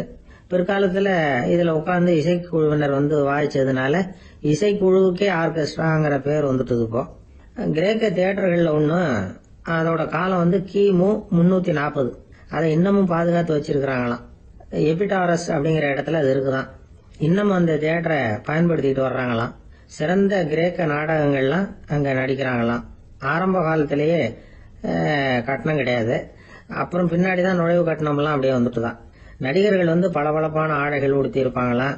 இந்த குதிகால் உயர்ந்த காலணிகள் போட்டிருப்பாங்களாம். இதெல்லாம் பழைய குறிப்புகள். பலவிதமான உருவங்கள்ல மாஸ்க் அப்படின்னு சொல்லப்படுற முகமூடி. அதனால ஒரே நடிகர் பல வேடங்கள்ல நடிக்கிறது உண்டான். ஆரம்பத்துல பெண் நடிகர்கள் கிடையாது, எல்லாம் ஆண் நடிகர்கள் தான். ரோமானியர்கள் தான் முதல் நிரந்தர நாடக மேடையை கட்டினவங்க. அதுதான் முதல் தியேட்டர். கிமு 1048 காலகட்டத்துல பாம்பிங்கிற நகரத்துல அதை கட்டியிருக்கிறாங்களாம். கிரேக்க ரோமானிய தியேட்டர்களின் அடிப்படையிலேயே இந்த இத்தாலிய வடிவ அமைப்பாளர்கள் இந்த குதிரை லாட வடிவில் ஒரு ஆடிட்டோரியத்தை உருவாக்கினாங்களாம். இப்படி அதை பத்தி நிறைய தகவல் இருக்குது. 1576 லண்டன்ல இந்த வின்ஸ்பர்ரி, அப்புறம் இந்த பில்ட்ஸில், அப்புறம் ஜேம்ஸ் இப்படிங்கிற ஒரு முயற்சியால தான் இங்கிலாந்துல முதல் தியேட்டர் உருவாச்சான். அப்படி ஒருத்தர் இருந்தாராம். உலக நாடக மேடையின் வரலாறு இதுதான். அதாவது இப்பெல்லாம் அறிவியல் வளர்ச்சி அதிகமாயிட்டுது. திரைப்படம், தொலைக்காட்சி எல்லாம் வந்தாச்சு. ஒவ்வொரு வீடுமே ஒரு குட்டி தியேட்டர் மாதிரி ஆயிட்டுது. தொலைக்காட்சி முன்னாடி உட்காந்து எழுந்திருக்கவே மனசு வர்றதில்லை. ஒரு அம்மா ஒரு மனோதத்துவ டாக்டரை தேடிட்டு வந்தாங்களாம் இந்த காலத்துல. டாக்டர், எங்க வீட்டுக்காரர் எப்ப பார்த்தாலும் டிவி முன்னாடி உட்காந்துக்கிட்டு அதையே வெறிச்சு பார்த்துக்கிட்டு இருக்கிறார், உத்து பார்த்துக்கிட்டு இருக்கார், எனக்கு சந்தேகமா இருக்குன்னாங்களாம். இது மனக்கோளாறு இல்லைங்க, ஆர்வ கோளாறு, அவ்வளவுதான், இதுக்காக பயப்படாதீங்கன்னாராம் டாக்டர். அப்படி இல்ல டாக்டர், டிவி ஓடும் பொழுது நாம எல்லாம் அதை பாக்குறோம் சரி, ஆனா அவர் அப்படி இல்ல, டிவியை நிறுத்தினதுக்கு அப்புறமும் அதையே உத்து பார்த்துட்டு உட்காந்துருக்கிறார், அதனாலதான் சந்தேகப்பட்டு உங்ககிட்ட வந்தேன் அப்படின்னாங்களாம்.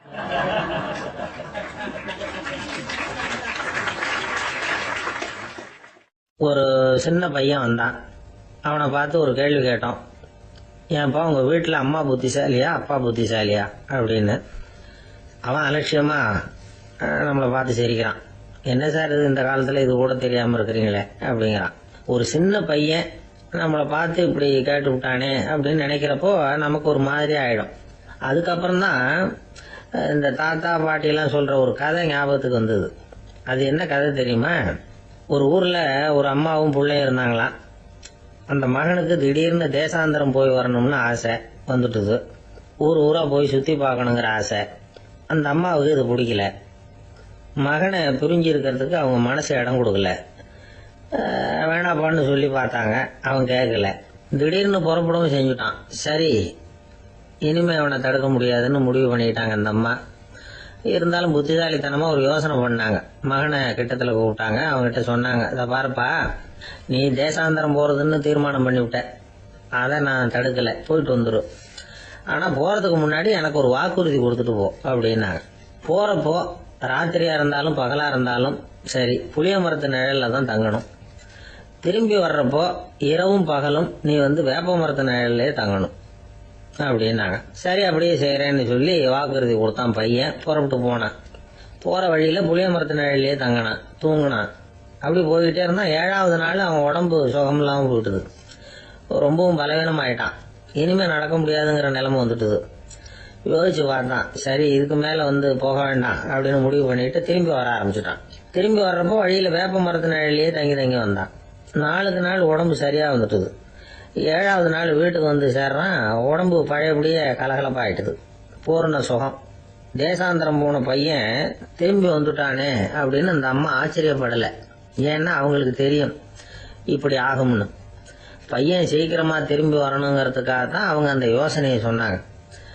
என்ன விஷயம்ங்கிறதையும் அவங்களே சொன்னாங்க. மகனே, புளிய மரத்து நிழல் உடம்புக்கு உஷ்ணத்தை கொடுக்கும், சீக்க உண்டாக்கும். அதனால நீ தொடர்ந்து புளிய மரத்து நிழல்ல தங்கினாவே நோய்க்கு ஆளாயிட்ட. அதனால நல்ல பயணத்தை முடிச்சுக்கிட்டு திரும்பி வரணுங்கிற முடிவுக்கு வந்துட்ட. திரும்பி வர்றப்போ நீ தங்கினது வேப்ப மரத்து நிழல். அது உடம்புக்கு குளிர்ச்சியை தரக்கூடியது, நோயை தீர்க்கக்கூடியது. அதனால சுகமா வீட்டுக்கு சேர்ந்துட்ட. உன்னோட தேசாந்திர பயணத்தை தடுக்கிறதுக்காக தான் இப்படி பண்ணினேன் அப்படின்னாங்களாம் அந்த அம்மா.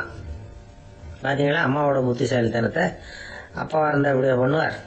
ஒரு அப்பா பையன்கிட்ட 10 ரூபா கொடுத்து இதை எடுத்துக்கிட்டு அடுத்த ஊருக்கு போய் அங்க இருக்கிற மாமா கிட்ட இதை கொடுத்துட்டு வாடா, வழியில எங்கேயாவது மரத்தடியில படுத்து தூங்கி விடாதே அப்படின்னு எச்சரிக்கை பண்ணி அனுப்புனாராம். பையனுக்கு எச்சரிக்கையா வாழறது எப்படிங்கறத கத்து கொடுக்கறதுக்காக இப்படி பண்ணார். அவன் பணத்தை வாங்கிட்டு போனான். அப்பா சொன்னதை மறந்துட்டு ஒரு மரத்தடியில படுத்து தூங்கிட்டான். அவனுக்கு தெரியாம அவன் பின்னாடியே போன அப்பா அவன் கையில இருந்த அந்த 10 ரூபாய் நைஸா எடுத்துட்டு வந்துட்டார். அவன் பையில தானே வச்சிருந்தான், அது தெரியாம எடுத்துட்டு வந்துட்டார். அவன் தூங்கிட்டு இருக்கான். எடுத்துட்டு ஒரு மறுபடியும் வீட்டுக்கு வந்துட்டார். பையன் முழிச்சுக்கிட்டு பைய தடவி பார்க்கறான், பணத்தை காணும். அழுதுகிட்டே திரும்பி வந்தான். அப்பா கிட்ட விஷயத்த சொன்னான். அப்பா சிரிச்சுக்கிட்டே சொன்னார், அதுக்குதான்ப்பா ஆரம்பத்திலேயே எச்சரிக்கை பண்ணினேன், இனிமேலாவது நீ ஜாக்கிரதையா இருக்கணும் அப்படிங்கறதுக்காக தான் இப்படி பண்ணினேன். அந்த பணம் எங்கேயும் போயிடல, நான் தான் அதை உனக்கு தெரியாம எடுத்து வச்சிருக்கிறேன். இதோ பாரு அப்படின்னு சொல்லிட்டு சைடு பாக்கெட்ல கைய விட்டா அது ஓட்டையா இருக்கு. அதை எவனோ ஏற்கனவே கத்திச்சு எடுத்துட்டு போயிட்டான். இப்ப அப்பா முகத்துல அசடு வழிஞ்சுதான்.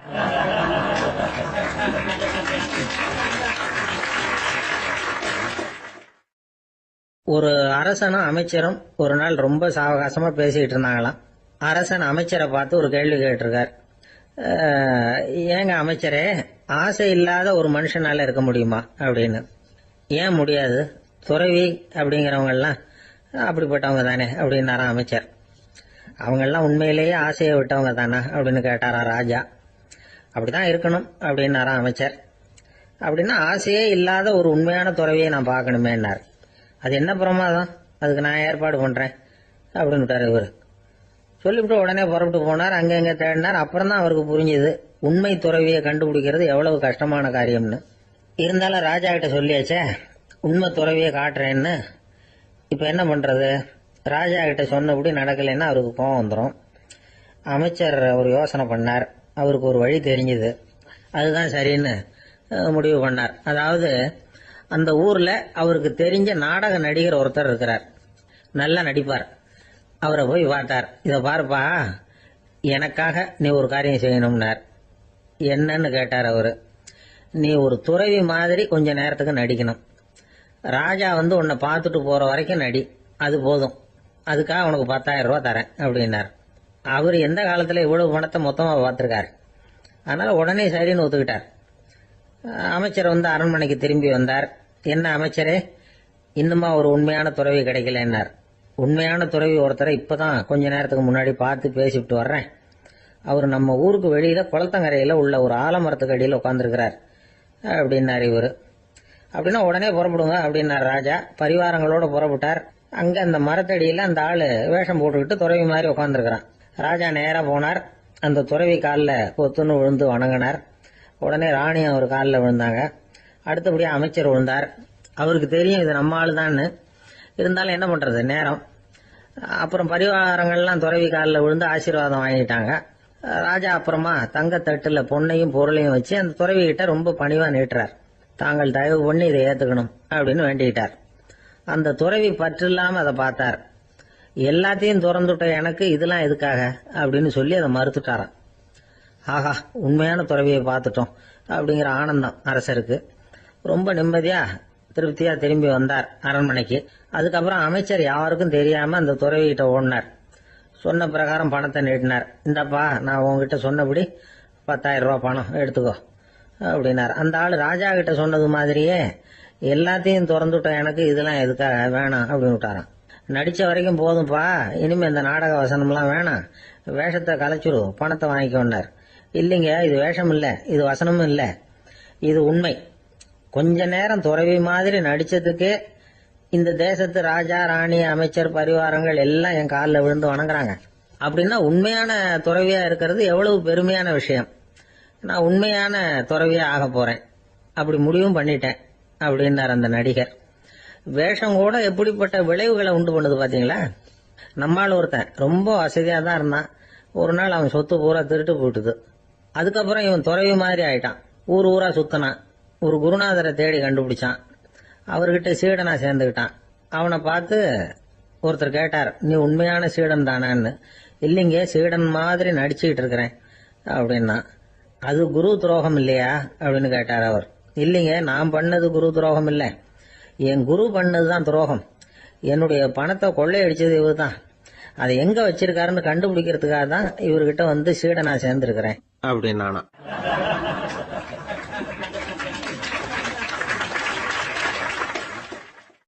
ஒரு ஆள் இருந்தான், நிறைய பணம் சம்பாதிச்சான். ஆனா செலவு பண்ண மனசு வரல, கருமி. அவன் என்ன பண்ணா, சேர்த்த பணம் பூராவையும் ஒரு மரத்தடியில புதைச்சு வச்சிருந்தான்.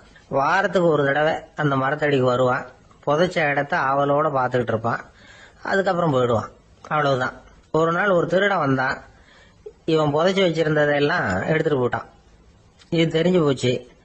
அந்த கருமி புலம்ப ஆரம்பிச்சுட்டான். இவன் புலம்பல கேட்டதும் அக்கம் பக்கத்துல இருந்தவங்க எல்லாம் ஓடி வந்தாங்க. என்ன விஷயம்னு விசாரிச்சாங்க. இவன் சொன்னான்.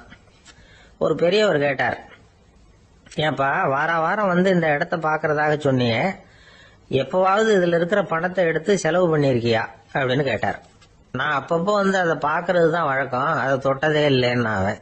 சரி, அப்படின்னா இப்பவும் நீ அதே மாதிரி வாரம் ஒரு தடவை வந்து இந்த இடத்த பாத்துட்டு போகலாமே அப்படின்னாராம் அந்த பெரியவர். அதுவும் சரிதானே, எவ்வளவு காலமானாலும் அவன் அந்த பணத்தை எடுத்து செலவு பண்ண போறதில்ல. அப்படி இருக்கிறப்ப உள்ளே பணம் இருந்தாலும் ஒண்ணுதான், இல்லாம போனாலும் ஒண்ணுதான். இதுல இருந்து என்ன புரியுதுன்னா, ஒருத்தர்கிட்ட இருக்கிற பணத்தை கொண்டு அவர் பணக்காரரா ஏழையா அப்படின்னு முடிவு செய்யறது சரியில்லை. அந்த செல்வத்தை அனுபவிக்கிற திறன், பயன்படுத்துற திறன், அதை வச்சுதான் அவர் ஏழையா பணக்காரரா அப்படிங்கறத நிர்ணயம் பண்ணணும். அதுதான் சரி. செலவு பண்ண தெரியாதவன் சேகரம் பண்ணிட்டே இருக்கிறதுனால என்ன பிரயோஜனம்? தலைமுடியே இல்லாதவன் தாராளமா சீப்புகளை வாங்கி சேகரம் பண்றது மாதிரி தானே இது. சில சமயம் செலவு பண்ண நாம தயாரா இருந்தா கூட அந்த செல்வம் நமக்கு பயன்படுறதில்ல. அரேபியாவில் ஒரு நகை வியாபாரி விலை உயர்ந்த முத்துக்களை எல்லாம் அவர் வச்சு வியாபாரம் பண்ணிட்டு இருந்தார். அவர் ஒரு சமயம் ஒரு பாலைவனம் வழியா போயிட்டு இருக்கிறார் ஒட்டகத்துல. அப்போ திடீர்னு கடுமையான புயல் வீச ஆரம்பிச்சுட்டுது. திசை தவறி இவர் எங்கேயோ வந்துட்டார். கூட வந்தவங்களையும் காணல, எங்க போனாங்களோ தெரியல. இவர் ரொம்ப பயந்து போய் அங்கே எங்கேயுமா அலைஞ்சு திரியிறார். வழியே தெரியல. பசி கடுமையாயிட்டுது. ஒட்டகத்து முதுகுல ஒரு மூட்டை இருந்தது. அதை பிரிச்சு பார்த்தார். உள்ள ஏதாவது இருக்கான்னு தேடி பார்க்கறார். அது வரைக்கும் கண்ணுல தட்டுப்படாத அபூர்வமான ஒரு பை கண்ணில் பட்டுது. ஆஹா, அதுல ஏதாவது சாப்பிட்றதுக்கு இருக்கும் அப்படின்னு நினைச்சு ஆவலா அதை பிரிச்சு பார்க்கறார். அந்த பையில விலை உயர்ந்த முத்துக்கள் நிறைய இருந்துதான்.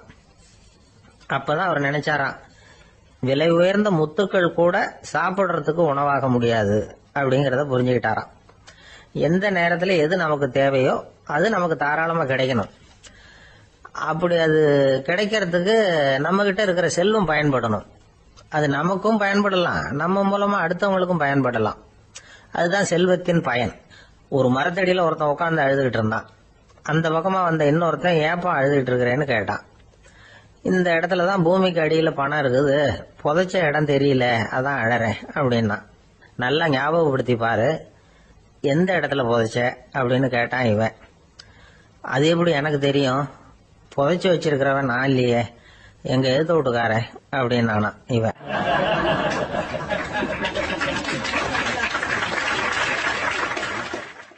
அந்த ஆளு என்ன கண்ணா பண்ணான்னு திட்டி விட்டான் சார். அதை நினைச்சா எனக்கு ரொம்ப வருத்தமா இருக்கு அப்படின்னு சொல்லி கவலைப்பட்டார் ஒருத்தர். இதுல கவலைப்படுறதுக்கு என்ன இருக்குது அப்படின்னாரு ஒரு பெரியவர். அவர் ஒரு மகான். என்ன சார் இப்படி சொல்றீங்க, ஒருத்தர் நம்ம பார்த்து திட்டுனா வருத்தமா இருக்காதா அப்படின்னார். அது எப்படி வருத்தமா இருக்கும், திட்டுறதுங்கிறது என்ன, அது வெறும் சத்தம் தானே அப்படின்னார் அந்த பெரியவர். நம்ம ஆளுக்கு தலையை பிச்சுக்கலாம் போல இருந்தது. இருக்காத அப்படின்னா நமக்கு அப்படித்தானே தோணுது. அந்த பெரியவர் சொல்றது ரொம்ப பெரிய விஷயம். அதை நாம புரிஞ்சுக்க முயற்சி பண்ணலாம்னா நடைமுறை வாழ்க்கைக்கு அது ஒத்து வர்றது மாதிரி தெரிய மாட்டேங்குது. இருந்தாலும் அந்த பெரியவர் அதுக்கு என்னதான் விளக்கம் கொடுக்கறாருன்னு பாப்போமே. ஒரு ரயில் போயிட்டு இருக்கு, அதுல ஒரு சாது போயிட்டு இருக்கார். அந்த ரயில் அவரு ஹரித்வாரம் போயிட்டு இருக்காரு. அவரு ரயில்ல ஏகப்பட்ட கூட்டம். நம்ம ஊர் ரயில் கேட்க வேணும், டிக்கெட் வாங்கிட்டு கொஞ்சம் பேர், வாங்காத கொஞ்சம் பேர். அது என்னத்துக்கு அனாவசியமா டிக்கெட் அப்படிங்கிற நினைப்புல பாதி பேர். இந்த கூட்டத்துக்கு மத்தியில அந்த சாதுவும் போயிட்டு இருக்கிறார். உட்கார்றதுக்காக இருந்த இடத்துல ஒரு ஆள் படுத்திருக்கிறான். கொஞ்சம் முரட்டு ஆசாமி. அவன் காலு பக்கத்துல கொஞ்சோண்டு இடம் பாக்கி இருந்தது. அந்த இடத்துல இந்த சாது உட்கார்ந்திருந்தார். மெதுவா உட்காந்துக்கிட்டார் போய். ஆனா அந்த ஆளு ராத்திரி பூரா இவரை காலால உதச்சிக்கிட்டே இருக்கிறான். அது இவருக்கு ரொம்ப அவமானமா பட்டது. அதனால துக்கம் ஏற்பட்டது. இருந்தாலும் அதை ஒரு மாதிரியா சகிச்சுக்கிட்டே இவர் வந்து சேர்ந்தார். பொழுது விடிஞ்சது. அந்த சாது ஹரித்வார் வந்து சேர்ந்தார். அங்க ஒரு பெரிய ஞானியை சந்திச்சார். ராத்திரி ரயில்ல அந்த ஆளு உதைச்சதையும் அதனால தனக்கு ஏற்பட்ட துக்கத்தையும் இந்த சாது அந்த ஞானி கிட்ட சொன்னார். சொல்லிவிட்டு, ஏன் சுவாமி, எனக்கு துக்கம் ஏற்பட்டதே அது தப்பா அப்படின்னு கேட்டார். தவறுதான் அந்த ஞானி. உனக்கு இன்னமும் தேக அபிமானம் போகலைங்கிறது தான் அது காட்டுது. அஷ்டாவக்கிரர் என்ன சொல்றார் தெரியுமா, உண்மையான ஞானி யாராவது தன்னை வந்தனை செய்தால் அதற்காக சந்தோஷப்பட மாட்டார், யாராவது நிந்தனை செய்தால் அதற்காக வருத்தப்பட மாட்டார் அப்படின்னு சொல்றார். நிந்தனைங்கிறது ஒரு ஒலி தான். தேகாபிமானம் இருக்கிற வரைக்கும் இந்த ஒலி நம்மளை வேதனைப்படுத்தும். நான் தேகம் இல்லை, ஆத்மா அப்படிங்கிற நினைவு இருந்தா இந்த ஒலி நம்மளை பாதிக்காது. மனு என்ன சொல்றார் தெரியுமா, ஒரு சாதகன் பாராட்டுதலை விஷம்னு நினைச்சு பயப்படணும், அவமானத்தை அமிர்தம்னு நினைச்சு சந்தோஷப்படணுங்கிறார். அவமானப்பட்டா கவலைப்படாம எப்படி இருக்க முடியும் அப்படின்னு தான் நமக்கு தோணும். அதனாலதான் நம்மள யாரும் இதுக்கு உதாரணமா யாரையும் காட்ட முடியல. புத்தரையும் கபீரையும் உதாரணமா காட்டுறாங்க. அவங்களுக்கெல்லாம் அவமானம் ஏற்பட்டப்போ கவலையே படலையாம். புத்தரை அவமானப்படுத்தணுங்கிறதுக்காக கௌசாம்பி ராணி ஒரு இளம் பெண்ணை கொலை பண்ணி சடலத்தை புத்தர் குடிசைக்கு முன்னாடி போட சொன்னார். போட்டாங்க. புத்தர் தான் அந்த பொண்ணை கெடுத்து கொலை பண்ணி விட்டாருன்னு எல்லாரும் நினைச்சாங்க. ஆனா புத்தர் இதை பத்தி கவலையே படல. அப்புறமா உண்மை தெரிஞ்சதும் புத்தர் புகழ் இன்னும் அதிகமாயிட்டு. ஒரு பெரிய சபையில ஒரு மோசமான பொண்ணு நுழைஞ்சு தனக்கும் கபீருக்கும் சம்பந்தம் உண்டுன்னு சொன்னா கபீர் கவலைப்படல. அவங்க மாதிரியெல்லாம் நாமளும் இருக்க கத்துக்கணும். நிந்தனை, அபகீர்த்தி, அவமானம் எல்லாம் ஆண்டவன் கொடுக்கிற பிரசாதம்னு நினைக்கணும் அப்படின்னு சொல்றார் அந்த ஞானி. இதை கேட்ட இந்த காலத்து ஆசாமி ஒருத்தர், நான் கூட அப்படிதான் சார், யாராவது அவமானப்படுத்தினா கவலைப்பட மாட்டேன். நேத்து கூட ஒருத்தர் என்ன பலார்னு அரைஞ்சுட்டார், நான் கொஞ்சம் கூட கவலைப்படல, பேசாம வந்துட்டேன்னார். ஏன் அப்படி வந்துட்டீங்க அப்படின்னு. அவர் அரைஞ்சதுலேயும் ஒரு அர்த்தம் இருந்தது, அதனாலதான் அப்படி வந்துட்டேன்னார். ஏன் அரைஞ்சாருன்னு கேட்டேன். 10 வருஷத்துக்கு முன்னாடி 15 ரூபா அவர்கிட்ட கடன் வாங்கினேன், அதை கேட்டு கேட்டு பார்த்துட்டு கடைசியா தான் அரைஞ்சார் அப்படின்னார். ஆண்டவனுடைய பிரசாதம் இவருக்கு அடிக்கடி கிடைக்கும் போல இருக்கு.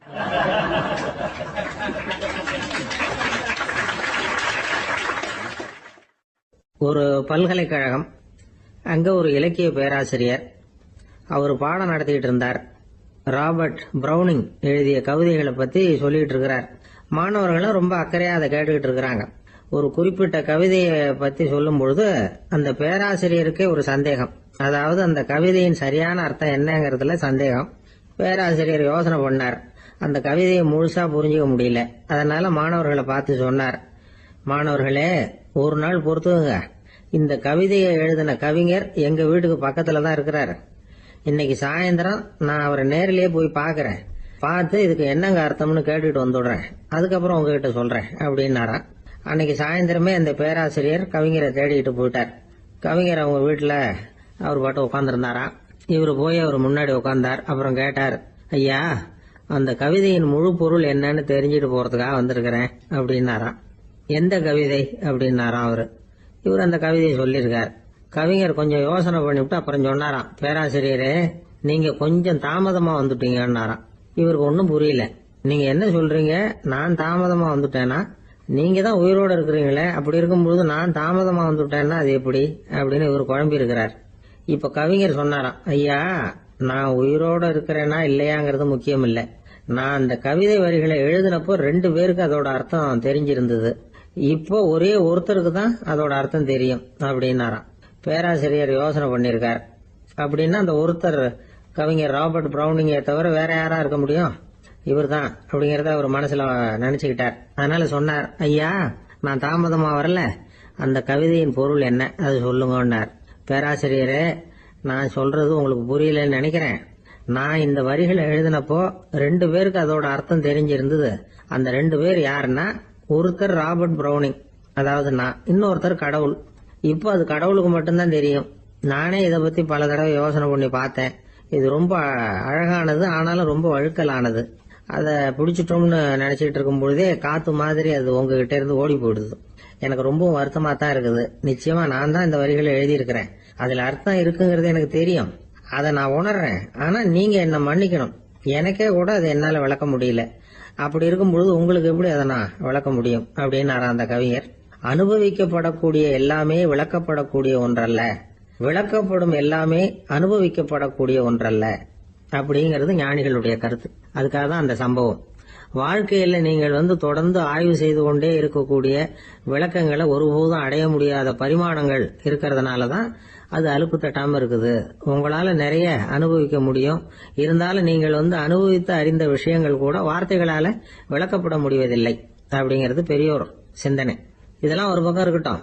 நமக்கு தெரிஞ்ச பேராசிரியர் ஒருத்தர் 1 மணி நேரம் ரொம்ப விவரமா வகுப்பு எடுத்தார். கடைசியா சொன்னார், மாணவர்களே, ரொம்பவும் எளிமையா விளக்கமா எல்லா விவரமும் சொல்லியிருக்கிறேன், அதனால இதுல உங்களுக்கு சந்தேகம் வர்றதுக்கு வாய்ப்பே இல்லை. இருந்தாலும் கேட்க வேண்டிய கடமை கேட்கிறேன். இதுவரைக்கும் நடத்தினதுல யாருக்காவது ஏதாவது சந்தேகம் உண்டா அப்படின்னு கேட்டாராம்.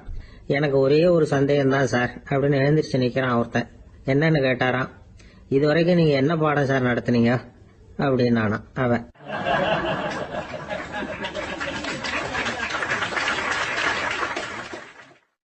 அம்மாக்காரங்களுக்கு அடிக்கடி ஏற்படுற கவலை ஒண்ணு உண்டு. அதாவது குழந்தை சரியா சாப்பிட மாட்டேங்குதே அப்படிங்கிற கவலை. இவங்கெல்லாம் ஒரு விஷயத்த நல்லா புரிஞ்சுக்கணும். குழந்தைகள்ங்கிறவங்க பெரியவங்க மாதிரி இல்ல. அவங்க கடிகாரத்துல மணியை பார்த்துட்டு சாப்பிடுறதுக்கு உட்கார்ற ரகம் கிடையாது. பசிச்சா சாப்பிடுவாங்க, இல்லைன்னா விளையாடுவாங்க அல்லது தூங்குவாங்க. அது புரியாம அவங்கள கட்டாயப்படுத்தி அல்லது மிரட்டி சாப்பிட வைக்கிறது ரொம்ப தப்பு. ஒரு 8 மாச குழந்தைக்கு 3 மணி நேரத்துக்கு ஒரு தடவை பசிக்கும். அந்த நேரம் பார்த்து சாப்பாடு கொடுத்தா அடம் பண்ணாம அது பாட்டுக்கு சாப்பிட்டுரும். அதே குழந்தைக்கு 1 வயசு ஆகிறப்போ 4 மணி நேரத்துக்கு ஒரு தடவை பசிக்கும். இந்த வயசுல இயற்கையாவே பசி குறைஞ்சிருக்கும். அது புரியாம என் குழந்தை முன்னாடி மாதிரி இப்ப சரியா சாப்பிட மாட்டேங்கிறான் அப்படின்னு சில பேர் டாக்டர் கிட்ட போய் சொல்லிக்கிட்டு இருப்பாங்க. இன்னொரு விஷயம், ஒரு குழந்தைக்கு வயசு அதிகமாகிற வேகத்துக்கு உடம்பு எடையும் அதிகமாகிக்கிட்டே போவாது. உடம்பு எடை அதிகமாகிற வேகம் குறைஞ்சிக்கிட்டே வரும். 6 மாச குழந்தைக்கு ஒரு வாரத்துல 150 கிராம் எடை கூடும். ஒரு வயசுல வாரத்துக்கு 71 கிராம் எடை கூடும். இது புரியாம அதிகமா சாப்பாட்டை கொடுத்து குழந்தைய கஷ்டப்படுத்தக்கூடாது. ஏன்னா அளவுக்கு மீறின உணவு அஜீரணத்தை உண்டு பண்ணிவிடும். குழந்தைக்கு ஒரு தட்டுல கொஞ்சமா ஆகாரத்தை வச்சு கொண்டுட்டு போய் கொடுக்கணும். மலை மாதிரி குவிச்சு வச்சா அதை பார்த்ததுமே பசி அடங்கி போயிடும். அடிச்சு மிரட்டி பயமுறுத்தி குழந்தைய சாப்பிட வைக்கிற பழக்கம் இருக்கு பாருங்க, அதுக்கு ஃபுட் ஃபோர்சிங் அப்படின்னு பேரு. இப்படி பண்ணுனா குழந்தைக்கு சாப்பாட்டுல விருப்பம் குறைஞ்சிரும், அதை கண்டாவே வெறுக்க ஆரம்பிச்சிரும். அது மாதிரி உளம் சார்ந்த பசி குறைவு, சைக்கோஜெனிக் அனோரெக்சியா, அது ஏற்படுமா. சாப்பாடுங்கிறதே ஒரு தண்டனை மாதிரி தோணும். குழந்தைகளுக்கு பிடிச்ச மாதிரியான ஆகாரத்தை கொடுக்கணும். சத்து அதிகம் இருக்குங்கிறதுக்காக அதுக்கு பிடிக்காத ஆகாரத்தை கொடுத்து கட்டாயப்படுத்தக்கூடாது. குழந்தைகளுக்கு 2 வயசு ஆகிறப்போ இயற்கையாவே எதிர்மறை குணம் உண்டாகும். அதாவது அந்த எதிர்மறையா பேசுறது. இது மாதிரி சமயங்கள்ல நாம என்ன சொல்றோமோ அதுக்கு நேர்மாறா நடந்துக்கும். ஏட்டிக்கு போட்டி, சாப்பிட சொன்னா விளையாட போவோம், விளையாட சொன்னா சாப்பாடு கேட்கும். இதை புரிஞ்சுக்கிட்டு நடந்துக்கணும். குழந்தை சொன்ன பேச்ச கேட்கலேன்னு கோவப்படக்கூடாது. குழந்தை வளர வளர பிடிவாத குணம் வர்றது சகஜம். கேட்டதை வாங்கி கொடுத்தாதான் சாப்பிடுவேன் அப்படின்னு பிடிவாதம் பண்ணும். வாங்கி கொடுத்து விடுறதுதான் உத்தமம். நீங்களும் அதுகிட்ட பிடிவாதம் பண்ணிட்டு இருக்க கூடாது. ஏன்னா கேட்டது கிடைக்கலையேங்கிற ஏமாற்றம் கூட குழந்தையோட பசியை குறைச்சிரும். கேட்டது கிடைச்சுட்டா பசி அதிகமாகும், கொடுத்ததை மளமளன்னு சாப்பிட்றோம். குழந்தைகளுக்கு கண்ட கண்ட நேரத்துல சாப்பிடறதுக்கு எதையாவது வாங்கி கொடுத்துக்கிட்டு இருந்தா சாப்பாட்டு நேரத்துல சாப்பிடாம அடம் பண்ண ஆரம்பிச்சிடும். பள்ளிக்கூடம் போற பிள்ளைங்க காலை உணவை சரியா சாப்பிட மாட்டாங்க. அச்சம், அவசரம், பரபரப்பு இதெல்லாம் தான் காரணம். பள்ளிக்கு புறப்படுறதுக்கு ஒரு 3/4 மணி நேரத்துக்கு முன்னாடியே சாப்பாடு போட்டுருங்க, அது சரியா போடும். படிக்கிற குழந்தைகள் உடல் சோர்வு, மனச்சோர்வு இது காரணமா கூட சாப்பிட மறுக்கிறது உண்டு. இப்போ உதாரணமா சாயந்தரம் விளையாடி விட்டு வீட்டுக்கு வந்ததும் சாப்பிட சொன்னா வேணாம்பாங்க. இது உடல் சோர்வு. ரொம்ப நேரம் வீட்டு பாடங்களை செஞ்சு முடிச்ச கையோட சாப்பிட சொன்னாலும் அவங்களால சரியா சாப்பிட முடியாது. இது உளச்சோர்வு, அதாவது மனச்சோர்வு. இதை தவிர குழந்தைகளுக்கு உடல் நலக்குறைவு ஏற்பட்டா கூட சாப்பிட மறுக்கிறது உண்டு. சில மருந்து மாத்திரைகள் கூட பசியை குறைச்சிரும். அதனால சரியா தெரிஞ்சுக்கிட்டு குழந்தைகளை சாப்பிட வைக்கணும். அது புரியாம கையில சாப்பாட்டு தட்டை வச்சுக்கிட்டு குழந்தைகளை விரட்டிட்டு அலையக்கூடாது. ஒரு சின்ன பையன் சொன்னான், எங்க அம்மா சாப்பாடு போடுறது தெரிஞ்சா நான் உடனே வீட்டை விட்டு வெளியில ஓடி போடுவேன் அப்படின்னா. ஏன் அப்படி பண்றேன்னு கேட்டோம். எங்க அப்பா கூட அது மாதிரிதான் சார் பண்ணுவார் அப்படிங்கிறான்.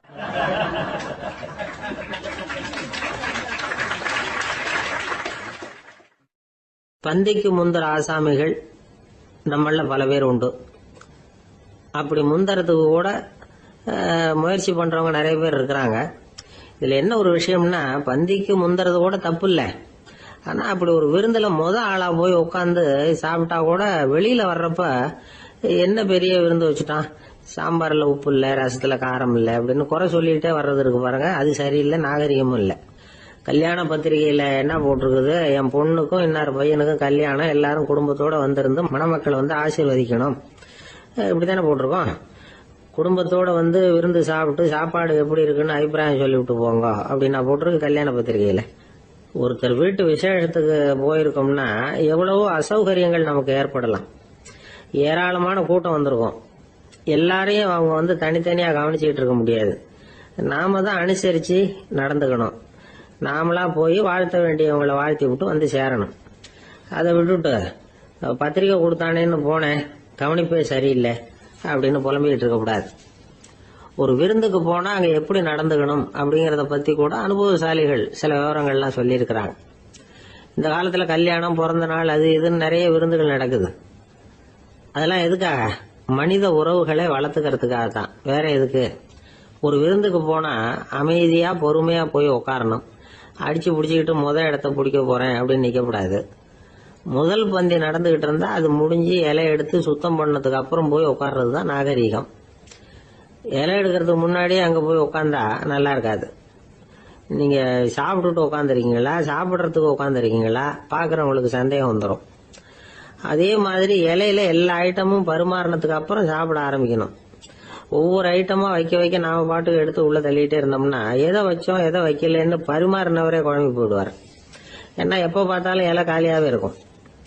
சாப்பிட்றப்போ உங்க சாப்பாட்டையே நீங்க கவனிக்கணும். அடுத்தவங்க இலையில என்ன இருக்கு, பக்கத்துல இருக்கிறவர் எதை அதிகமா சாப்பிடுறார், இதெல்லாம் நமக்கு என்னத்துக்கு? எல்லாரும் சாப்பிட்டு முடிக்கிற வரைக்கும் பொறுமையா இருக்கிறது தான் நல்லது. நீங்க மட்டும் திடீர்னு பாதியில எழுந்திருச்சு பக்கத்துல இருக்கிறவங்களுக்கு சங்கடமா இருக்குமேங்கிறதெல்லாம் யோசிக்காம நீங்க பாட்டு எழுந்திரிச்சு போக கூடாது. பக்கத்துல உள்ளவங்க உங்களை எழுந்திருக்க சொன்னா எழுந்திரிச்சு போகலாம். விருந்துகள்ல சாப்பாட்டை வீணாக்குறதே ஒரு நாகரிகமா போட்டுது இந்த காலத்துல.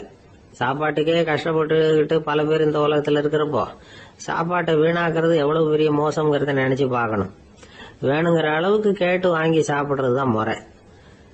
விருந்துல இந்த பஃபே அப்படின்னு சொல்லி ஒரு முறை சொல்றாங்கல்ல, அதாவது உணவு வகைகளை எல்லாம் பொதுவா ஒரு இடத்துல வச்சுடுறது, நமக்கு தேவையானதை நாமே எடுத்துட்டு ஒரு தட்டில் போட்டுக்கிட்டு சாப்பிட வேண்டியது. இதுல கூட சில பேர் தேவைக்கு அதிகமா எடுத்து போட்டுக்கிட்டு வீணாக்குறாங்க. சில சமயம் கடைசியா சாப்பிட போறவங்களுக்கு எல்லா ஐட்டமும் கிடைக்காம போகலாம். அதை போய் பெருசு பண்ணிட்டு இருக்க கூடாது.